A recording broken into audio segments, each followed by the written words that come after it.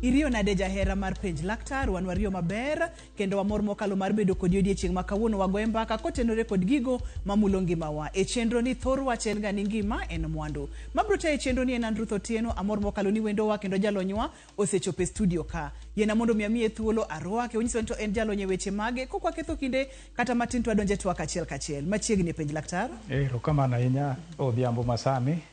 Ago erokamano gi nyinga. Iluonga ni Enoch Ombok. An jalony e yore mag ng'ol mag del, kendo achung' ne nonro e yo mar ng'iyo gima dibed ni chamo ng'ato, nonro e del mochung' kaka it miwinjo godo. E wi mano, an achiel kuom jogo matiego jopuonj mapuonjo nyithindo man kod ng'ol e yor it kod ng'ol e yor it kod wang'.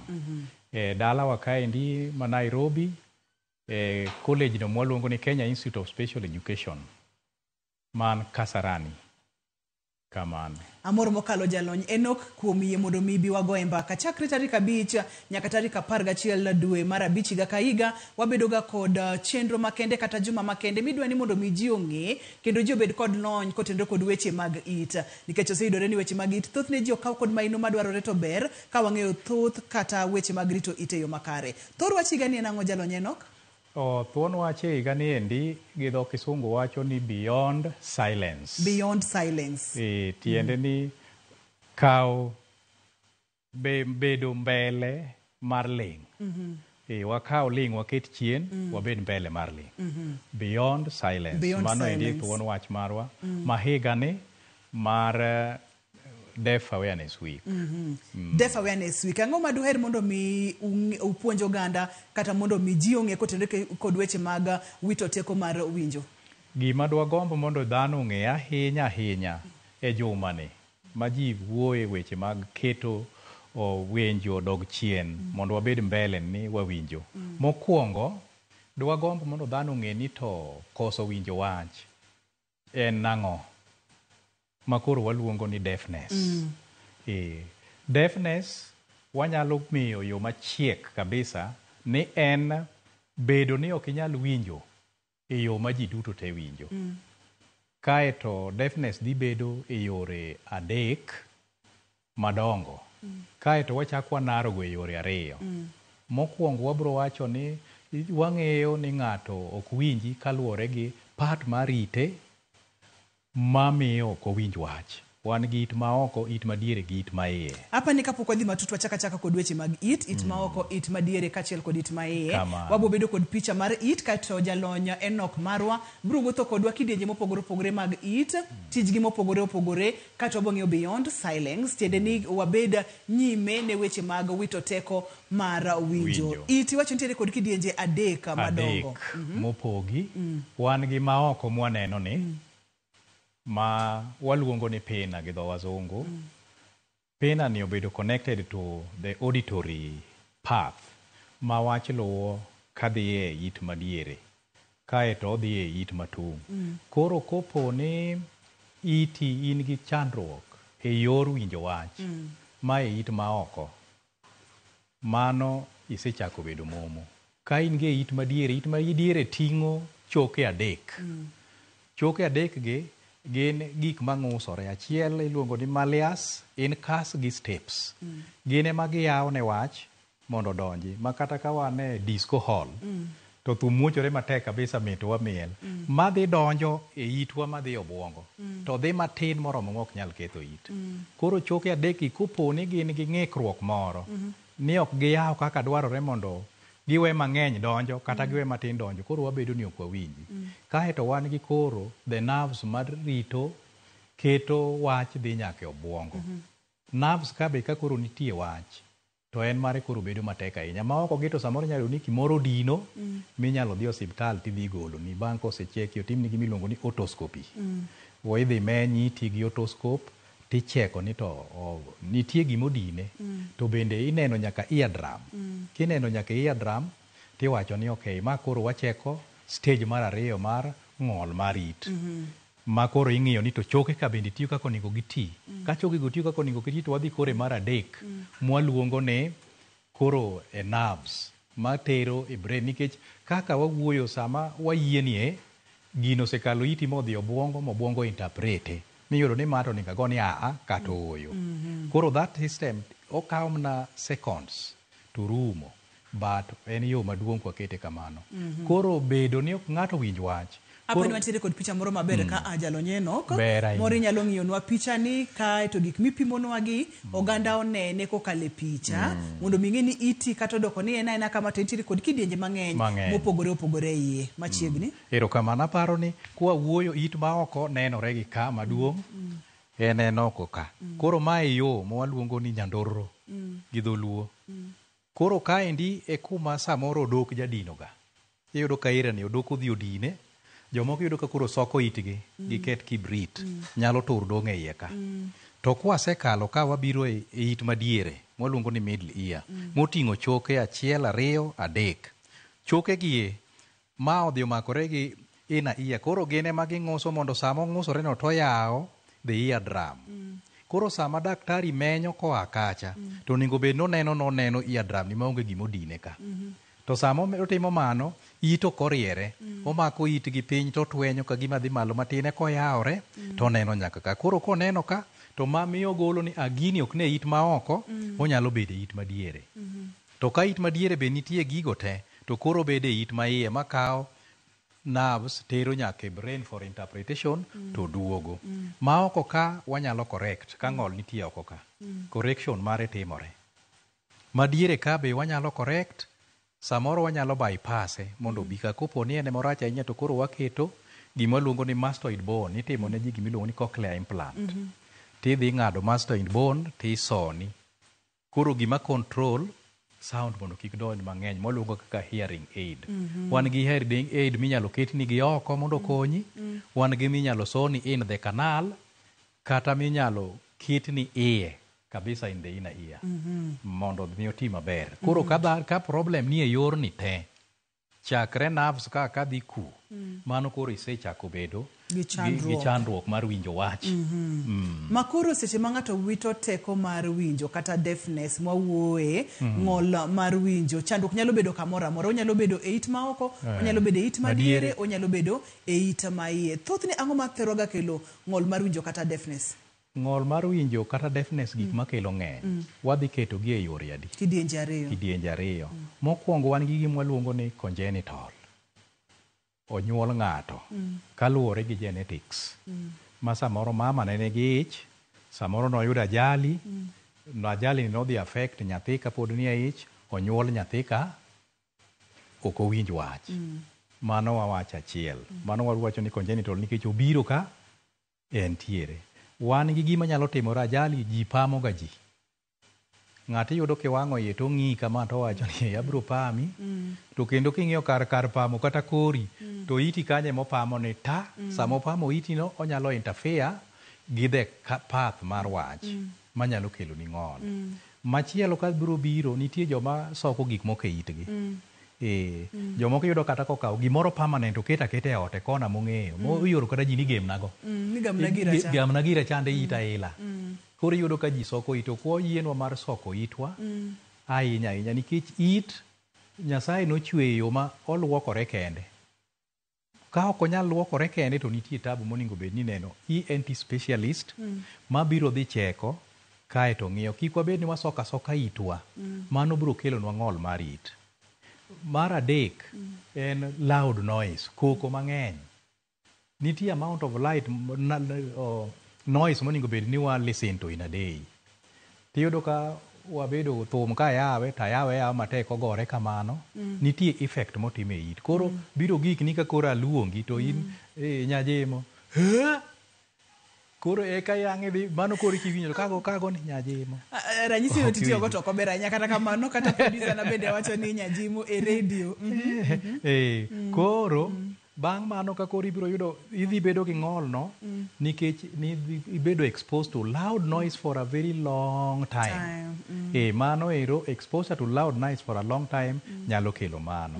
Machalo blast, jomoko dak kuonde mikunye gold, mamuruti muochie, miyudo ka in a day imuocho gi 10 gi wiye, okwa protect itwa mondo mi loud noise no kik dhie kata mana joma timego iyudo ko waiti gi nono kaeto ka gisemoke one time waneno komoke to wuogi ng'wech odhi kapok go kata steps adek gino muoch to muoch jomoko be nok imiyo warning around no ni adhi muocho muruti ikuru itu kata ikiti gimoro dhi timore koro ipo mane tap ka iti ne listen to the normal hearing level to dhi donjo dhi affect ji koro mago gin gik manyalo biro machielo monyalo chako wacho gin tuoche infections tuoche nitiere joma ka gima no wacho choke adek ka gin e gik machwer ga kopo ni it ng'ato chwer to choke adek go chamore sama gichamore to gichwer achwera ma giwuok oko koro sama infection osebiro onyalo dhi bedo viral onyalo bedo bacterial e it ka koro dwaro ni saa asaya mone ka gima kamano timore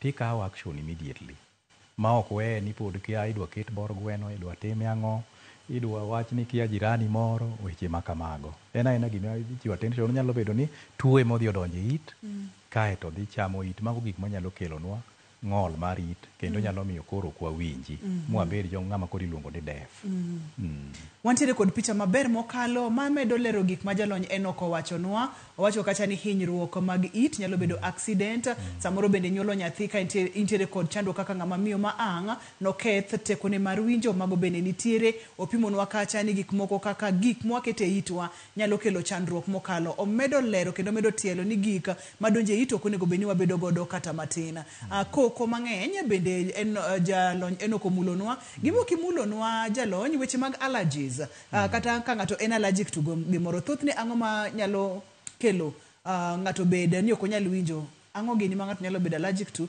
mamiyo owit tekone mar winjo nitiere joma bedo allergic to allergy en gima osetamo ji nono nikech mondo mi yud kata ni in allergic to this thing ibiro yudo mana ni an gini tema to gima miyo tema to onge jomoko nitie ma koyo nyalo miyo ko winj wach iyudo ka kong'ich tiyudo ko orwako wiye moumo mang'eny kabisa jomoko ka liet ng'eny to ko winj wach koro allergy en wach ni ng'eyo tek iyudo depend gi individuals moro be wabiro waluongo ni tinnitus ringing ear mabiro because of aging ng'ato kaka imedo bedo maduong' gi gik misewinjo iyudo ka koro samoro iwinjo ni ita koro iwinjo ka gimo mur iwinjo kata ka ng'ato luongo ji ni kare mano ng'ama luongo ji kane to omora mora ng'ama luongo ji be onge kae iyudo koro it dhi bedo abeda mamor sama it morno wantiere gi cochlea nitiere air ma tich gi absorb sound kendo keto gi e yo madwarore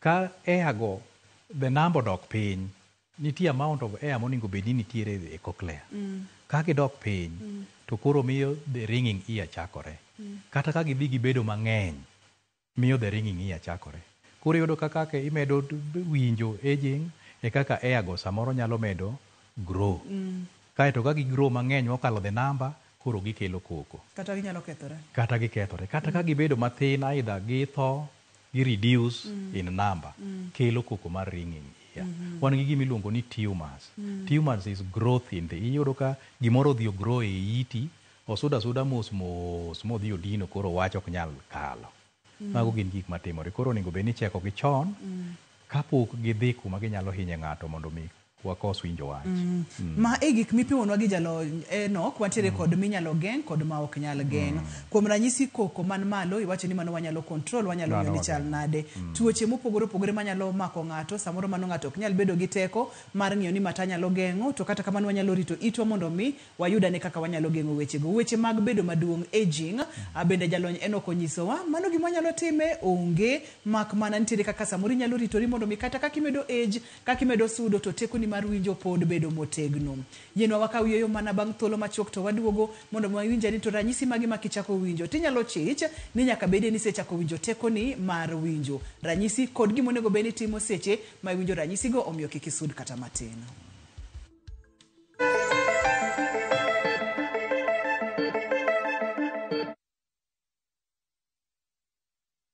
Discover Discover faith, history, and culture with View Travel's Uganda Martyrs Journey from 1st to 4th June 2025. A journey of learning, reflection, and spiritual enrichment. Walk the Martyrs Trail, visit sacred cathedrals, experience Pilgrim Day at Namugongo Shrine, and explore vibrant Kampala. Starting from $925 per person sharing, tailored just for you. With View Travel, pilgrimage yako iko sorted. Book now and lipa pole pole. Visit viewtravel.com or call and WhatsApp 0703 254 254. View Travel. Dream. Explore. Discover.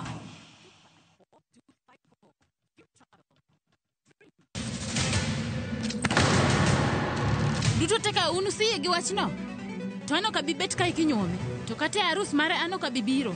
Chakre kawuono chieng' wuok tich, sigana manyien chako.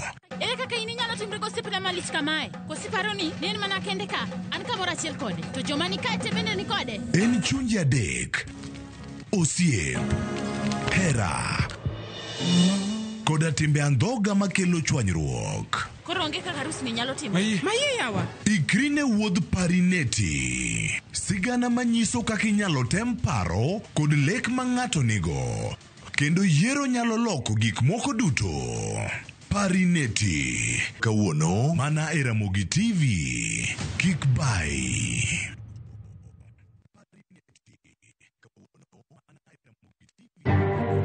Bende isebedo gi siso mar ng'eyo gigo matimore e alworani. Sama gari ofundoro ji mang'eny, koyudo hinyruok to kata insurance temo hepo. Obed chenro mag sirkal, obed masira mayudo ji kar tich. In safety mari, ni kanye. Nonro mamulo ratichi. Somo kende oken kamoro mibro wach ni ng'at mosomo ni dhongere wacho ni ng'ani succeed in life. Wuok tich ka wuok tich. Iro curriculum design uchenj. E chenro mar rameny piny, sa 1:30 otieno. Wan oganda luo nyaka wakoro waneni to be wanyalo bedo gi kembni. Nyise oganda jo Kenya gimonjo be ni giwinjo kuomi. Ka ikelo nigi Lydia Okeyo. Nyakoro mga jogo matwak mar rameny piny. Kik bai.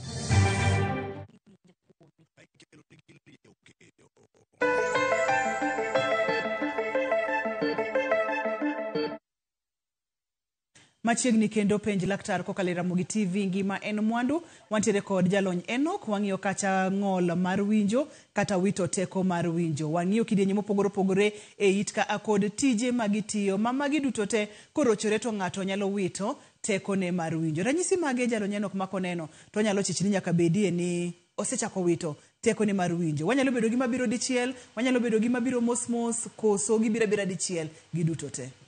Gigi nyalo biro ni dichiel kata nyalo biro mos. Wabro wacho ranyisi mokwongo ma ji waneno ka bedogo. Namba 1 en kidwa chako wuoyo matek. Ni wuoya e normal tune, normal voice, e normal volume.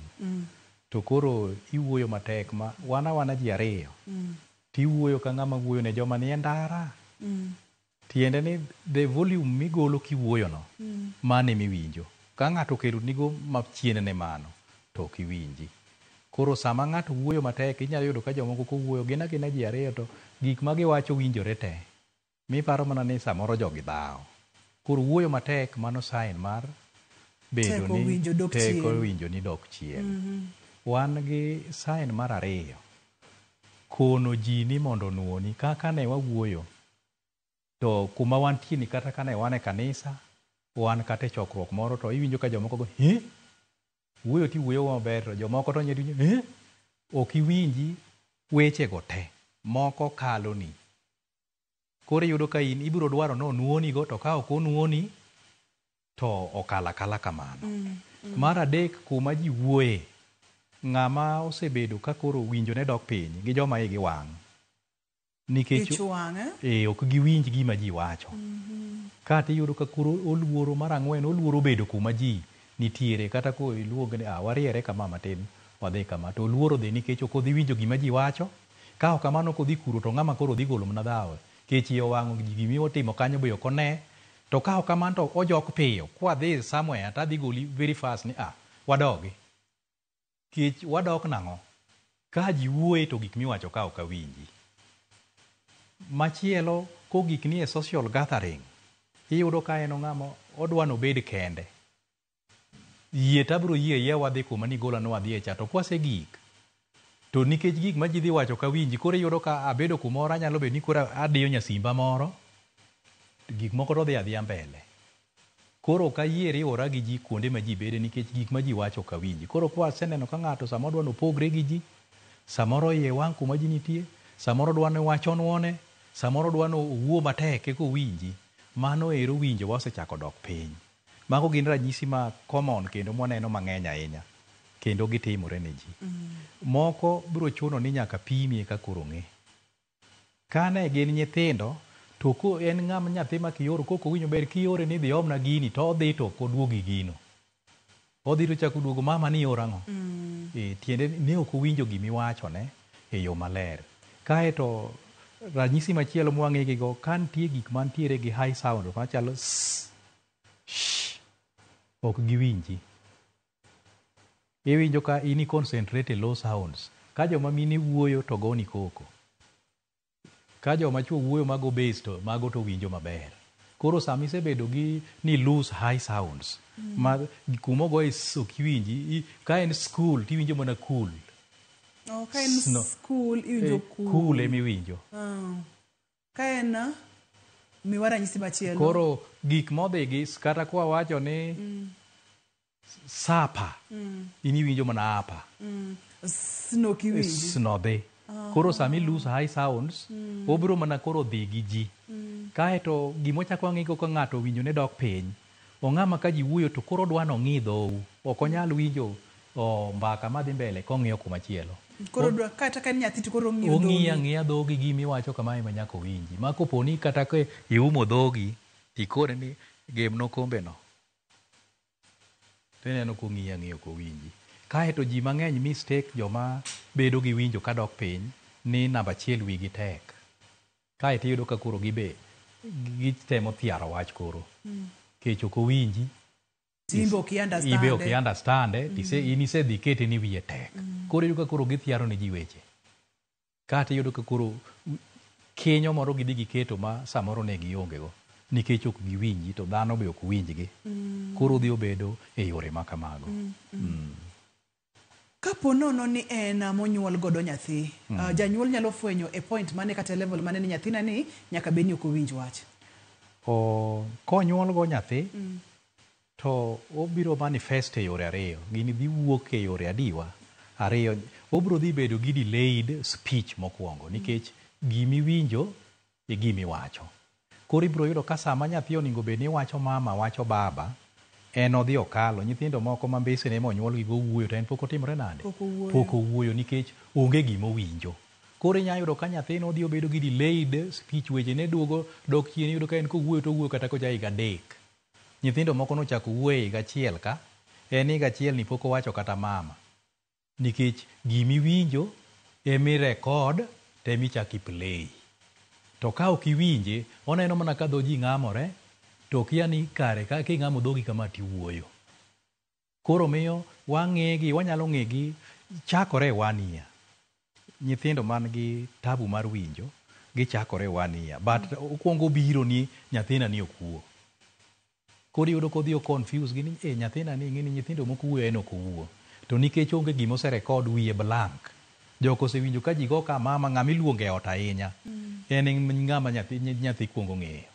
Ka en mama kata ka nyathi moro nitie matin ma ji ong'iyo go miluongo, en ema nyathi kuongo ng'e nyinge nikech owinjo kiluonge every now and again. Koro ko ok onyal yudo mago, to wayudo ni en gi delayed speech. Delayed speech ni dhi ketore gi winjo nikech koro ok owinji, koro miyo ok owuo. Kaeto iyudo kodeko. Kaeto ibiro winjo ka en inyalo yudo ka mama ni owacho ka en ja higa 3 kata ja higa 2.5. Koro eko wacho mama. Ok owinji. Koro wanyalo ng'egi kaluwore gi kaka waluongo ni delayed milestones mag life. Kato bende kosebedo madit matin, tinyalo neno kaka kiwuoyo kode to samoro correspond, kiore to bende samoro gimioro ni ok owinji kod weche makamago. Kaeto ka koro dhi e classroom situation, iyudo ka koro odok ga chien. En ng'ama ka ji dhi to ok onyal telo, kech ok owinj gik ma jopuonj wacho. Koro japuonj kooro ji to obiro ng'iyo gima ji timo. gene nya samoro nya yudo ko kon ji ringuru dhi e break eno nyalo ringo modhi kata dala moko oduogo ng'iyo ng'eyo yudo mana koringo kende ng'at achiel koko gomo duogo no ko winjo kare ni japuonj owacho ni dhiure break timro nade uduogo kata ringuru oko ka jotimro nade uduogo eno biro ringa mango chwere ma jomoko oneno ka jomoko ringo ko winjo koro yudo ka gin gi laga behind or gitimo gik ma jowetegi ok tim koro gitend on kopo gima jowetegi timo ma ka ok okopo maber tiyudo ka ang' odhi owuok contrary ati yudo ka be e school situation gin waidho kawe ni wiye tek okawe nochendo okawe ni ok owinj wach to kare nyathini nigi chandruok kare en gi chandruok monego bed ni iyudo kaka ikonye monego bed ni ing'iyo kaka ikonye mapiyo e such a case inyalo tere for assessment educational assessment mondo okaw na intervention and early placement kae to konyora konya adwa ni mondo mwadonja kar assessment kanyo kata kaka inyalo diagnosis kaka inyalo timni ma ato entiere kod ng'ol mar winjo kata entiere kod chandruok mar winjo thothne utimo diagnosis nang'o diagnosis watime yore adek mondo ing'e ni ng'ato nigi ng'ol mar winjo mokwongo yo mokwongo en public niya ng'ama miyo kata parents kata siblings ema kwongo chich ni nyathina ni be owinjo wach adieri koro en chich ma dhano kwongo chich achicha kaeto kosechich kamano to idhi tere for assessment samo tere for assessment wan ga assessments tieng' ariyo assessment ma parent emotimo kende kata guardian kaeto kele koro kosekele e nyimwa wa joma timo assessment watimo gik moko ariyo wabro timone gima luongo ni screening en ng'iyo ni to iti chal nade iti nitie te kwang'iye kodhi nyaka iye kanyo waneno ni nitie kaeto wanyalo wan gi gima luongo ni the fork no kuma watime assessment is a room maduong' ng'ato nyalo goye and we are personnel mang'eny koro ng'ato nyalo duong'o fork no wan gi fork man gi very high sound to ng'ato duong'o ni tap aidha kopo ni ng'ama winjo tibiro neno kong'iyo ni gino akanye to kok ong'iye tibiro neno ka wang'e diemore unusually ka fork no go at a distance ok oyudo ng'ato nyalo biro kok ong'e mabi goye kata gi ng'eyi kanyo to en gi very sharp sound ka ok iwinjo mano koro watimo ni screen waparo ni nyaka bed ni ok iwinji kopo no wasetimo mago mwayudo determine iti ber to pod ok iwinji koro ne wan gi public interest kato wabiro koro e gima waluongo ni screening kaeto watimo ni gima iluongo ni diagnosis koro wa subjecti to audiometer en machine mabiro nyiso ni to ok iwinji e degree mane ma koro kelo degree koro wakelo degree okelo pekne koro koro kelo pekne ni winjo wapimo in decibels koro samo kete it ka it ipimo separately left ipimo yore right ipimo yore ikawo audiogram mare kosekawo audiogram mare tidhi ndiki koro ka masin odhi ogole ni in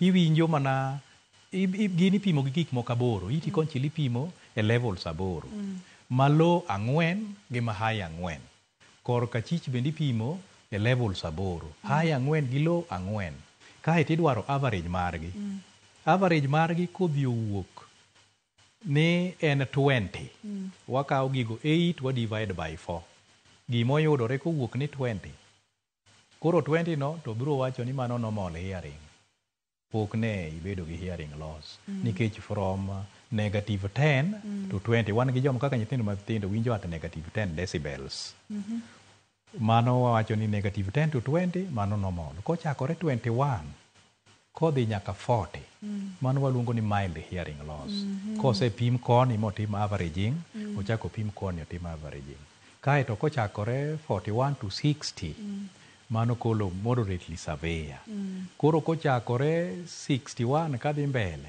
mano koro severe kosebedo severe bedo ga maonge gi anything minyalo timni malong'o nikech mano koro iyudo ka en high ma koro ok tim but kopo ni 60 kaduogo chien tinyalo mi gi miluongo ni hearing aid be wan gi hearing aid miluongo ni behind the ear miketo ni ka to idhi soe iti ikawo ni gima iluongo ni ear impression nikech it ng'ato ka ng'ato opogore koro sami sedhi nyiewo hearing aid nyaka ang' ichak ibirwa walos ni gima iluongo ni the hearing impression kaeto isoni go hearing aid no koro inyalo kete volume midwaro tiwinjo maber wamake amaka kanyo seche ma wantiere kod moderator ranyisi dhi bedo nade en manyalo winjo samoro to ko winji en ma winjo to ko winji te koso chal nade Savia koro it ng'ato sedinore chutha kaito mana kaka ipimo nano ni wantiere nyaka kod gik moko kaka hearing aid kod gik makamago kopogore kod mano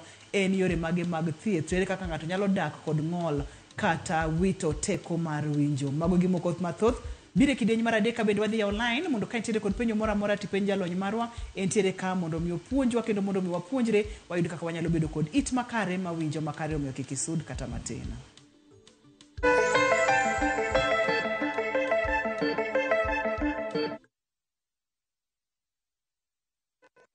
Miguuni pake Yesu nakumbuka upendo na hisani vyake kwangu. Ukitaka kupata miguuni pake Yesu kama sikiza tune yako bonyeza *811 *401#. Kumbuka Skiza na Citizen ni nyumbani kwa wasanii wote.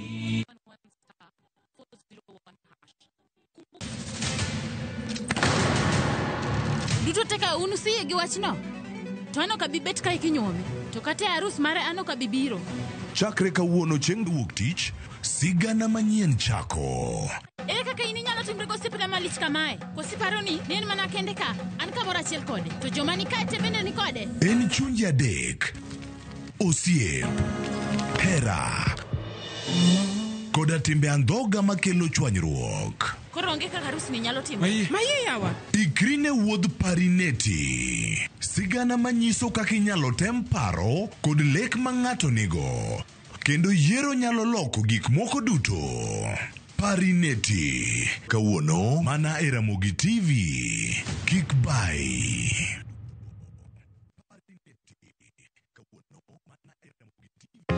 Jothurwa, be usebedo gi gombo mar ng'eyo kaka cham wuok e kodhi nyaka chop kaka chiemo e mesa? Dibed ni dwaro chako pith makelo omenda, koso dwa chako pur mana mar chiemo e dala? Wakelo ni yore mag chako magi duto e chenro mar pur gi ohala. Pur manyasani kendo manigi okang' mamalo to kelo yuto mathoth. Piny olokre dhi e teknoloji kendo puro kenana pur kaka ne manyachon. Kuonde kwath osedok matin. Tinyalo bet gi dhiang' achiel mar grade tikete ot tiomone chiemo to chiemo. Pur mchele ber kendo nyalo teri mabor. Ngimani be nyalo lokore gi higa 2 kende kitiye e yo morere. Pur gi ohala kelo ni jopur kendo joma olony e weche pur. Chieng' tich adek, saa 1:45 otieno, kik bai.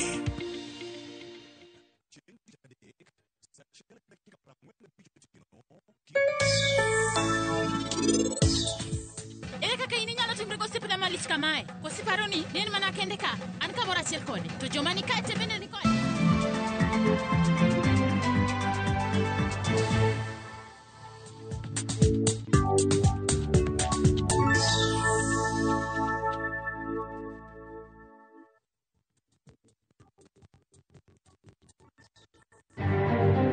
There were multiple internal injuries in the vital organs, so that the bullet tracked through the heart, the lungs, the liver, and the aorta. Nonro mar bero yango kaka ne risasi abich onego jod bura makasipul ong'ondo were. E kinde machi jang'wen ma itudo gi nek mare ogeng'negi e rumand kuom ndalo 30.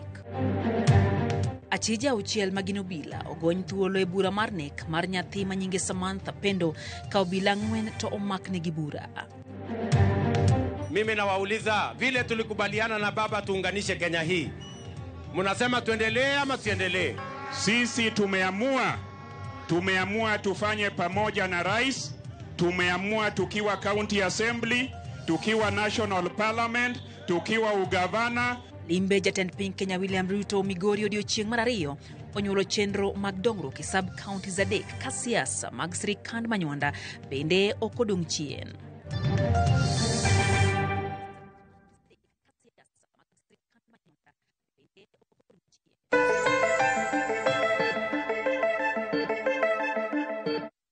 Machiegni kendo penj laktar kokalo Ramogi TV kawacho ni ngima en mwandu. Waseya online ponono nitiere kod penjo mora mora inyalo penjo mondo mi penj jalonyo mondo mi yud ng'eyo. Seche ma pod waya online ni jalonye nok ne wang'iyo kacha yore mag thieth. Iwacho no kacha ni achiel kuom yore mag thieth en miyo ng'ato gima nyalo konye e weche mag winjo, wawacho kacha ni hearing aid. Wantiere kod picha okang'eyo ni mae ema itemo lero nwa koso? Mane ma temo lero hearing aid kose nyiew kaka irinyise kanyo no. Seche ma idhi nyime gima ni nyalo yiena kaw simb Bernard? Kaw simb Bernard. Bernard, hello, penj laktar. Hello, Ruth Nyagimo. Machiegni penj laktar. Agombo penjo laktar ni to nitie kaka an jajua kadi ya kiti mar goyo mabati. Okang'eyo ka koko mar mabati ma kila wakati nyalo kelo koso mar winjo, koso onyalo kelo koso mane winjo, yor winjo. Tiyo kama koko ng'eny. Erokamano. Erokamano ahinya iwinje. Kod gima onyalo timo nikech mogo bende nyako many. Mogo. Wach mogo neko. Wach mogo wach ne rach. Koro gima jawinjo no penjo en kare. En ni wawacho ni watiyo jua kali. Kata pong rego. O joma ng'ado chumbe gi kumigo e welding. Ma chuma go ok en kata jama bati kende. Ma dhine joma ng'ado chumbe kumre ma masinde tiye mang'eny pong rego. Joma rego gold kuma igoe matatu mathum odhi ogoe dik. Wawe timo gigi kwa onge gi protective gear. Joma go mabati, joma rege pong, wan gi gima waluongo ni folders mwa dine itwa koni gi koni. Sama idho kigo mabati, obro konyo the three bones me it ka. Yao ne sound mondo mi kik giol ahinya. Kech kiketi otiyo mang'eny ahinya. Te kuma koro ole kaeto odhi ochamo yier mano wacho ni yudore e cochlea ka. To dok piny kata bedo mang'eny kaeto koro ibedo gi ringing ear. Koro onego bed ni wan gi gears minyiewo bende iuso gi e dukni. Anyalo kawo simb Peter mondo imakna gi kanyakla. Okay. Peter, hello, penj laktar. Peter, hello. Hello. Machiegni penj laktar. Awito Peter. Wadhi nyime. Koro kwa sama idhigo mabati, sama irege pongcha, ibed kode mi idino koni, tidino koni. Apani jomineno jondege ni kodgi, iyudo koket ne ji headphones. Irwako ga iti makang ndege ka wuok piny, umor matek kabisa. Kang ochako duogo lwar, ogo piny kendo matek kabisa manyalo dino it ng'ato. Koro sama isedhi kawo ki ine pong, ibed gi mari gin giki inyiewo gi a pack of 100. Kiti gi 100-200 kende minyalo tiyo go dichieng'. Kata kigo mabati juma achiel, ibiro mana tiyo gi juma achiel nigi ndalo 7 dhi tiyo ga pack 4 to inyiewo pack mar 100 gin less than 100 shillings. Beto yom ka sponge ka gir mattress mininde ni. To lose maber e shape ma kiso kama to donjo it maber. Okonya donjo be modhi omoke iti. Obor kaeto kosedino kono koro igaga mabati rega pong kang itieko tigolo. Ok obi moni penjo ng'ato kata nyiso ng'ato ni gorogoro achiel -10. Iwinjo maler malich. Winjo tiwinjo. O control miyo koro ng'enyne cha dok piny. Joma tiyo kaka joma nie disco inyalo yudo kaka the DJs. Iyudo ka giketo gimo winjo ke gimo gol ne ji. Mamuochore oko ma neno ji leng'ore neni. En mare oketo matin maber ma oonge gi shida mar winjo gino. Koro wakete mana e kuma wanyalo winjo. To kotamo wang'e kuma koko nitie. To wadhi wanyiewo gik mwadino go itwa. Mana kaka wanyalo rwako gloves mondo kik mabati ng'olwa sama wago mabati cha. Ja mabati koro rwako glove to ite bendo chako pari. Antiere kod Peter uduoge line. Erokamano. Peter, hello, penj laktar. Hello. Machiegni Peter. Nyazima penjo daktari niya. Hello? Wawinji dhi nyime? Apenjo daktari ni iyudo kaka ng'ato osebedo ng'ama duong'. To koro kiwuoyo mana matek zaidi e kowinji. En to inyalo konye nang'o joma osebedo madongo yudo kata ka ng'ato higni 80 koro kiwuoyo to chuno ni nyaka igod koko e ite kowinji. Aya mar ariyo. Jomoko yudo ka en owuoyo ne ji matek, yani sound ne ni malo, to ng'ama owuoyo go yudo ka owuoyo ni pucho, ng'ama owuoyo no to kiwinji duonde to en winjo duonde owuoyo matek zaidi. Ya en ang'iki to gin gi chandruok mane momiyo en puonj ni malo zaidi. Mano ne wasewache to pod wanwoya. Ne wasewache tibro noe kato kama wacho ni sech kaka higni medo sudo yudo ka ng'ato dwani mondo mi owuone matek. Kato kama mako gadhoga kod ka yudo ni samoro kata ka ng'ato ike osebet mang'eny samoro winjo kendo winjo maber kata kibet bute to samoro ko winji. Koro ma dhi timore gima miyo ne wasewacho kaka iki medo dhi mang'eny. Oti. E kaka iti choke ma move ma control sound gi. Samoro gi ol. Due to age. Mano is always there. Chonge ni ol, lwete ni ol, wenge ni ol. Koro rendi ol te. Koro ka ito se dhi ol. Ma koro chuno ni nyaka wawuoni matek. Wakono pita ng'ani picha wame screen kane. Nyiso maler ng'ano nyalo hearing aid nyalo konye. Mondo mi koro kik wawuone kigo koko. To mar ng'ama chuno ni en gin ji ariyo to ng'at achiel emi winjo, to ng'at machielo kiwinji. Awa wacho ni signs mag bedo ni ok iwinji, winjo ni odok piny, en wuoyo matek. Tiende ni volume miwinjo wuoyeno emo winjo makata in koro onego bed ni kiduoke kamano eko winjo. Ka ok kamano to moko kalone. Tiende ni winjo ni osedok piny. Ng'ama wuoyo matek kata ka gin ji ariyo tiweno wuoyo ni crusade, winjo ni odok piny.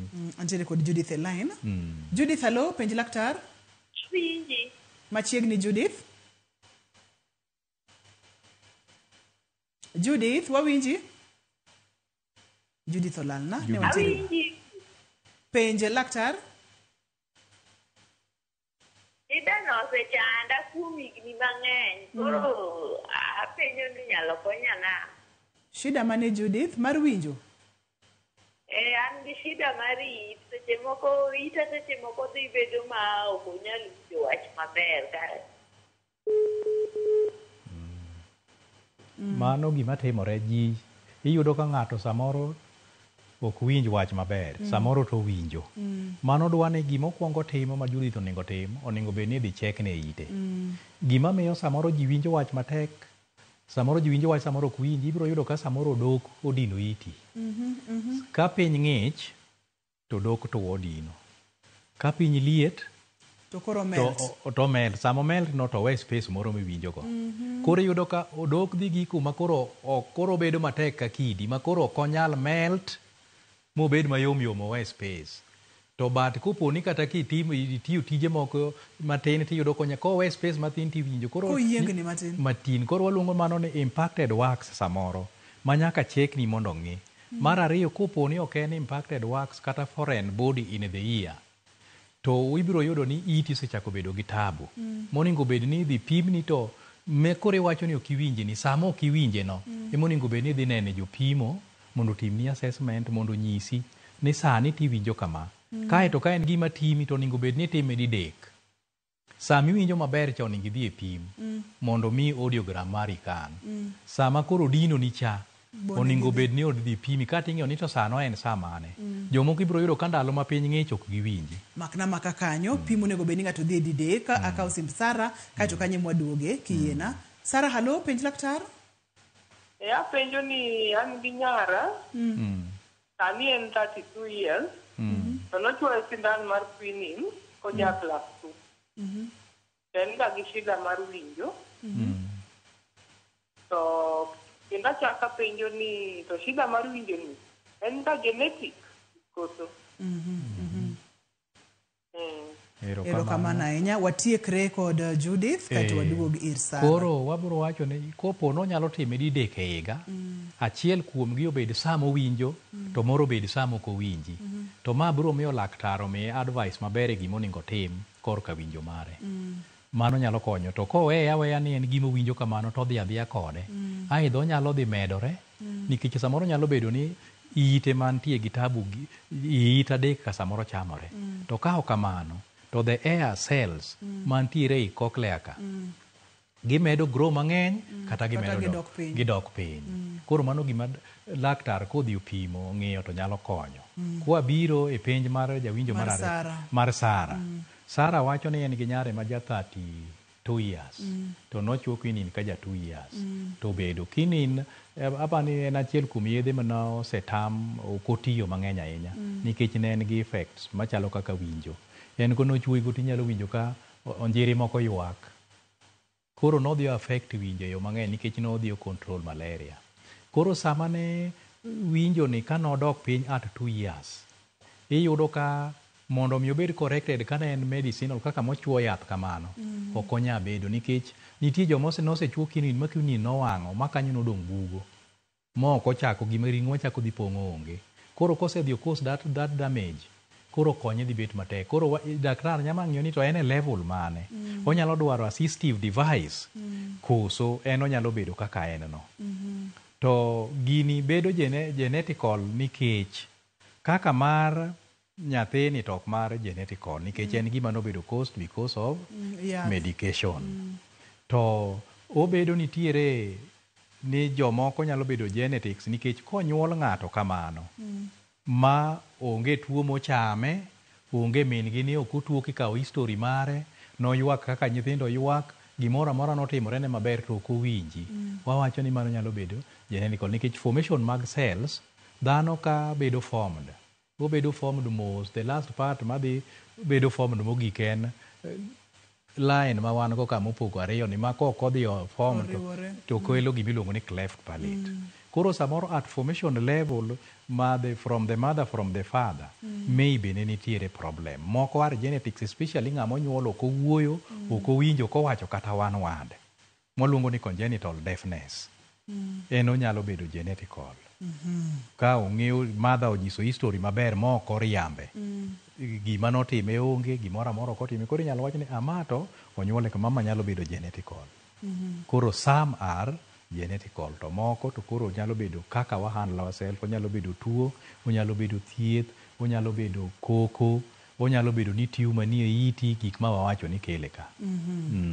Ne wang'e weche mag thieth jalonyeno, kwa idwa kacha weche mag hearing aid kaka mirwake it kato idhi keto volume madwarore maber. Kopogore kod mano imulonwa kacha weche mag wax manyalo bede it mabed matek. Iwacho kacha ni mano bede ber kidhi tigneno kaka iloso ni godo kata kaka igole eyo makare.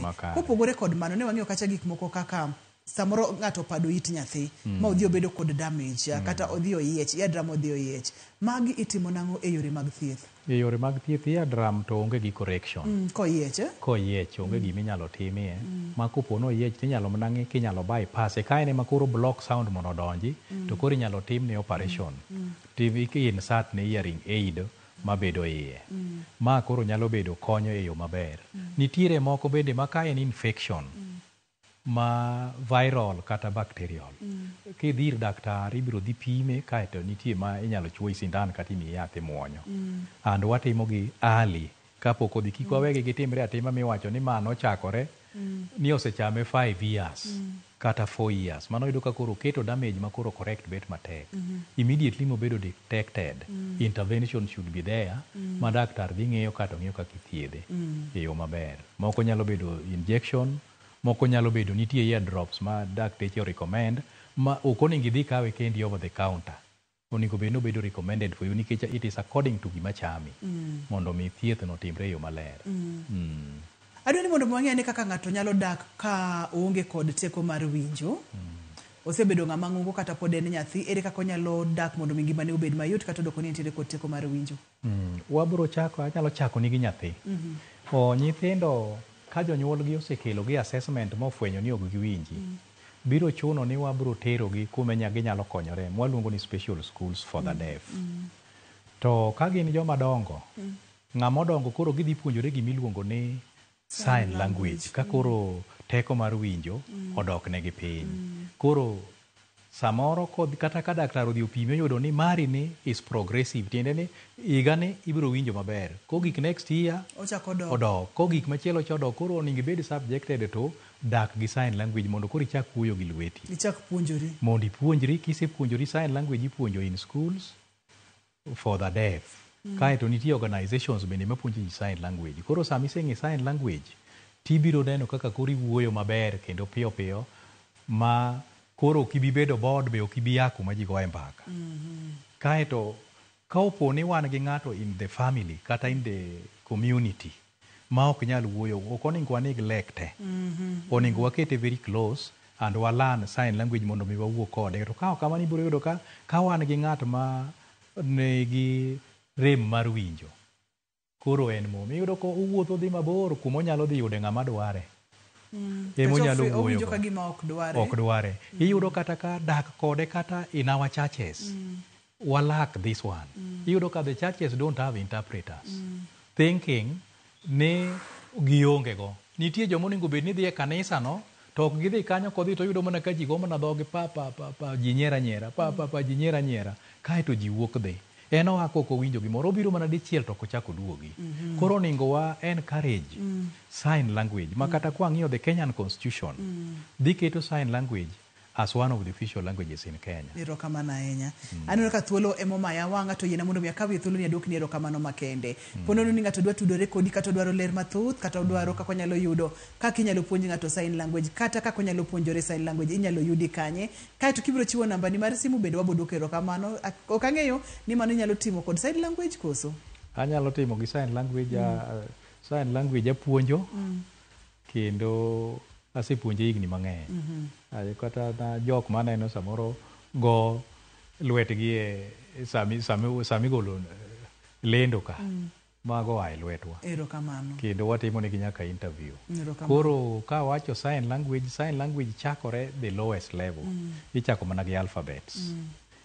Koro kinyisowa nyingi gi namba ni mar simu gi sign language kae tiwacho gi dhogi. Erokamano. To sama bendi wuoyo, kwa wuoyo especially kwa wuoyo gi sign language, watimo gimiluongo ni total communication. Total communication tiende ni wan gi momo mano ng'e wach manyalo lip read. To wan gi momo moko ng'e wach moro amora mok nyal lip read. So both of them should benefit. Koro awacho my name Enoch Ombok, sign name, phone number 07224214225. Thank you. Koro mana wacho sign language taira support total communication. Erokamano ya Janok maro an bende awacho ni thank you. Maen thank you. Erokamano ahinya. Ne jahera mar chenro mar penj laktar kamoro amora ma intiere awacho kata ni thank you. Ani luonga ni Ruth Otieno nyaka kendo odiechieng' machielo oriti masane.